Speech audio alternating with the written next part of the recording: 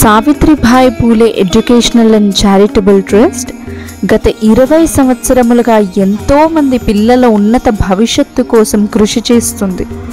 ఇటువంటి అంకిత భావాన్ని గుర్తించి క్రై సంస్థ వారు మన భాగస్వామ్యం అడగడం జరిగింది.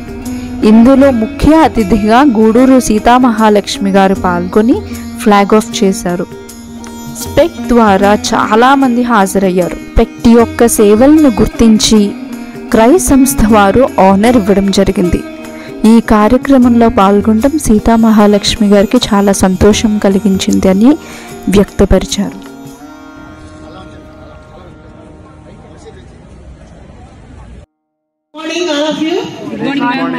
ఈవేళ మనం అందరం ఇక్కడికి ఎందుకు గ్యాదర్ మీ అందరికీ తెలుసు కదా. ఈ దేశంలో బాలికలు, ప్రతి బాలిక కూడా మనకి చాలా ఇంపార్టెంట్. ప్రతి అమ్మాయిని చదివిద్దాం, ప్రతి అమ్మాయిని ఎదగనిద్దాం, ప్రతి అమ్మాయి రక్షణ కోసం మన హామీ ఇద్దాం సొసైటీ నుంచి, సివిల్ సొసైటీ నుంచి. మిత్రులారా, ఈవేళ ఈ క్రై వాక్ చేస్తున్నారు కదా సాధికారత కోసం, మహిళా సాధికారత కోసం. ఇదే మరి సావిత్రిబాయి పూలే ఎడ్యుకేషన్ చారిటబుల్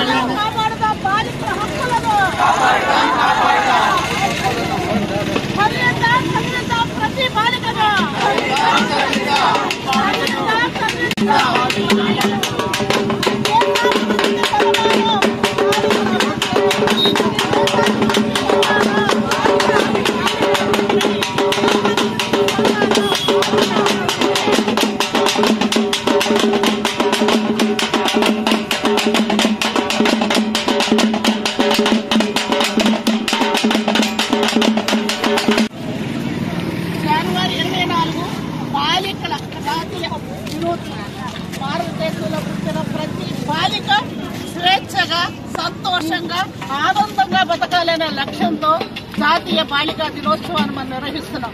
కానీ ఈవేళ భారతదేశంలో, ఈవేళ ఎస్పెషల్లీ ఆంధ్రప్రదేశ్లో దాదాపు 1000 మంది బాలికల మీద అత్యాచార కేసులు నమోదై ఉన్నాయి. మరొక 1000 మంది బాలికల పైన అత్యాచార దాడులు, వేధింపులు నమోదై ఉన్నాయి. ఇంకా లెక్కకు రానివి ఎన్నో ఉన్నాయి. కాబట్టి మైనర్ బాలికలు గర్భవతులవుతున్నారు, అవివాహిత మహిళలు లైంగిక దోపిడీకి గురవుతున్నారు. కాబట్టి ఈ దేశంలో బాలికలందరూ చదువుకుంటే తప్ప తమపై జరుగుతున్న దాడులకి, అత్యాచారాలకి వ్యతిరేకంగా చైతన్యవంతంగా పోరాడే శక్తి వారికి రాదు. కాబట్టి చదువు ద్వారానే సాధికారతను సాధిస్తాం. చదువు ద్వారా మాత్రం సాధ్యపడుతుంది. కాబట్టి ఏ ఒక్క ఆడపిల్ల చదువుకోవడానికి దూరంగా ఉండటం వీల్లేదు. మన పౌర సమాజం యొక్క బాధ్యత ప్రతి ఆడపిల్లని చదివిస్తాం, ప్రతి ఆడపిల్లని పాఠశాల పంపిస్తాం, ప్రతి ఆడపిల్లకి మన చేయూతనిస్తాం, ప్రతి ఆడపిల్లని కాపాడుకుందామని చెప్పేసి ఈ జాతీయ బాలికా దినోత్సవం సందర్భంగా Savitribai Phule educational charitable trust ఈ క్రై సంస్థతో భాగస్వామిగా ఉండి ఈ యొక్క ఈ కార్యక్రమంలో ఈ ర్యాలీలో పాల్గొనడం జరిగింది. Thank you.